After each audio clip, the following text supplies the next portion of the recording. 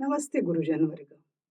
आदरणीय गुरुजनांनो, छोट्या-छोट्या मुलांचं आपल्याला गणितीय क्रिया त्यांना कशा शिकवायच्या आहेत. तर माझ्याकडे अध्ययन निष्पत्ती आहे 0 ते 50 पर्यंतच्या संख्यांची बेरीज विद्यार्थ्यांना करताना ती उभी, आडवी बेरीज त्यांना करता यायला हवी.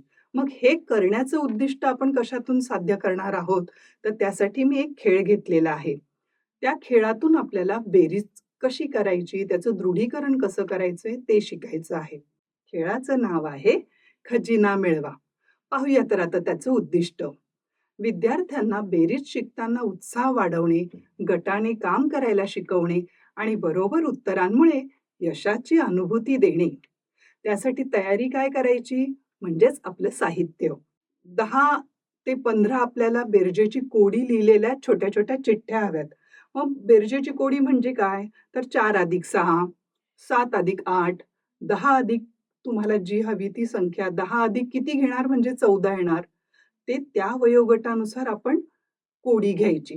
मग नंतर लहान नाणी, टोकन्स, बटणे, बिया, रंगीत कागदांचे तुकडे इत्यादी साहित्य आपल्याला लागणार. एक चार्ट किंवा छोटा खजिन्याचा नकाशा घ्यायचा.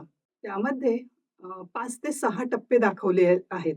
उदाहरणार्थ बेट, पूल, डोंगर आणि मग नंतर ते खजिना. आता खेळ कसा खेळायचा? तर गट तयार करायचे. यामध्ये आपल्याकडे जर पटसंख्या कमी असेल तर एक विद्यार्थी पण आपण घेऊ शकतो आणि जास्त पटसंख्या असेल तर गट तयार करूनही आपल्याला हा खेळ घेता येतो. विद्यार्थ्यांच्या गटांमध्ये विभागा.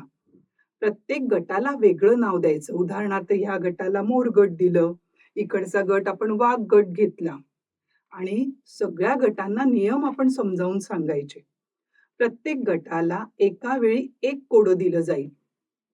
बरोबर उत्तर दिलं की त्यांना नाणं मिळेल व नकाशावर ते एक पाऊल पुढे जायला मिळेल. चुकीचं उत्तर दिलं तर त्या फेरीतून वंचित राहतील आणि पुढच्या फेरीत पुन्हा त्यांना संधी मिळेल. नकाशावरील टप्पे. प्रत्येक गट खजिन्याकडे आपल्या नकाशावर पुढे पुढे पुढे सरकत जाईल. उदाहरण, बेटावर सुरुवात, नंतर पूल ओलांडला, डोंगर चढला आणि शेवटी खजिना गाठला. शेवट. खजिन्यापर्यंत सर्वात आधी पोहोचलेला गट विजयी ठरेल. इतर गटांनाही त्यांच्याकडे किती नाणी आहेत यावरून त्यांचं कौतुक केलं जाईल. आता उदाहरण म्हणजे कोणती कोडी घ्यायची? गुरुजन वर्ग बघा, तर उदाहरण म्हणजे 5+7, 9+6 हे आपली कोडी झाली. नंतर 8 अधिक किती? बरोबर 15. 12+4, 10+10.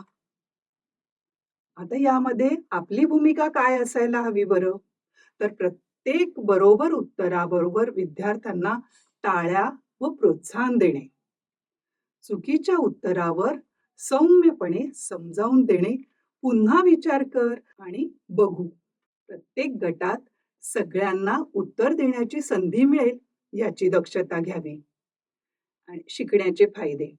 विद्यार्थ्यांना बेरीज हे तात्विक गणितामधून गणित या खेळामधून सोपं व लक्षात राहणारं होतं.